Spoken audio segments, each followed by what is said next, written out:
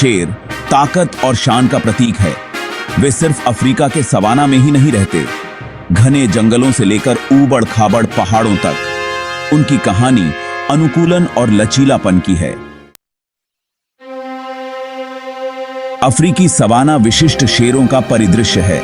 यहाँ विशाल आकाश के नीचे शेरों का शासन है। उनके पीले भूरे रंग के बाल सुनहरी घासों के बीच उत्कृष्ट छलावरण प्रदान करते हैं। यह छलावरण उनकी शिकार रणनीति के लिए महत्वपूर्ण है, जो चुपके और आश्चर्य पर निर्भर करती है। सवाना शेर सामाजिक जानवर हैं, जो प्राइड नामक सेटों में रहते हैं। शिकार को मारने के लिए प्राइड एक साथ काम करता है, अक्सर जेब्रा और वाइल्ड बीस्ट जैसे बड़े शाकाहारी जीवों का। यह सहकारी शिकार सवाना के लिए एक महत्वपूर्ण अनुकूलन है, जहां शिकार बिखरा हुआ और सतर्क हो सकता है। उनके शक्तिशाली अंग उन्हें अपने शिकार का पीछा करने के लिए गति प्रदान करते हैं। सवाना एक चुनौतीपूर्ण वातावरण है, लेकिन शेर इसके विशाल विस्तार में पूरी तरह से घर पर रहने के लिए विकसित हुए हैं। है भारत के घने जंगलों में प्रवेश करते हुए हमारा सामना एक अलग तरह के शेर से होता है, एशियाई शेर। ये शेर पेड़ों के बीच जीवन के अनुकूल हो गए हैं, जहां दृश्यता सीमित है और इलाका खुले सवाना से बहुत अलग है। उनके बाल थोड़े गहरे रंग के होते हैं, जो जंगल के फर्श की धुंधली छाया के साथ मिल जाते हैं। वन शेर अपने सवाना समकक्षों की तुलना में छोटे शिकार का शिकार करते हैं, जैसे कि हिरण और जंगली बोर्स। उनकी शिकार की रणनीति भी वन वातावरण के अनुकूल हो गई है। वे गति पर कम और चुपके और चालाकी पर अधिक भरोसा करते हैं। अपने शिकार पर घात लगाने के लिए पेड़ों और अंडरग्राउंड का उपयोग करते हैं। जंगल में जीवन के लिए अलग तरह के कौशल की आवश्यकता होती है, और एशियाई शेरों ने खुद को इस डोमेन का उस्ताद साबित किया है। खंड 4, चोटियों के राजा, ऊंचाई वाले राज्यों में शेर। हमारी यात्रा अब हमें इथियोपिया के ऊबड़ खाबड़ माउंटेन्सों तक ले जाती है, जो एक दुर्लभ और मायावी उपप्रजाति का घर है, इथियोपियाई शेर। अधिक ऊंचाई पर जीवन अनोखी चुनौतियां पेश करता है।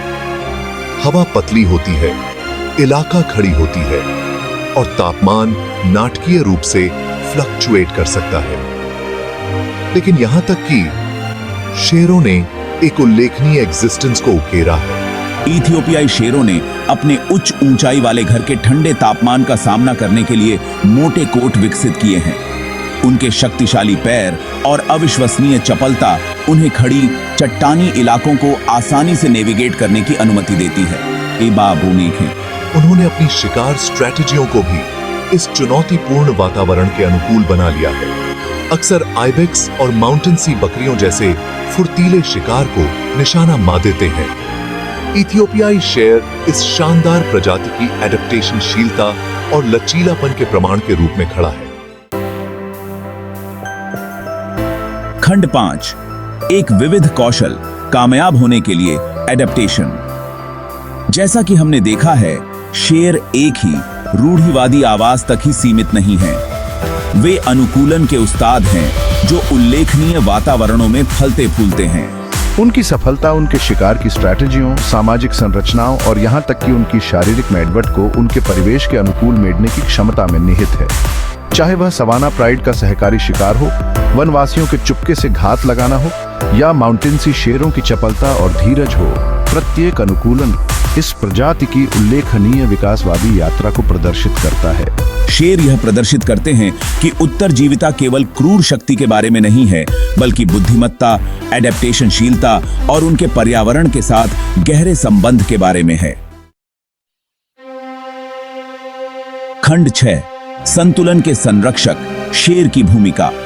शेर अपने सभी विविध आवासों में अपने पारिस्थितिक तंत्र के नाजुक संतुलन को बनाए रखने में महत्वपूर्ण भूमिका निभाते हैं। शीर्ष शिकारियों के रूप में वे खाद्य श्रृंखला के शीर्ष पर बैठते हैं।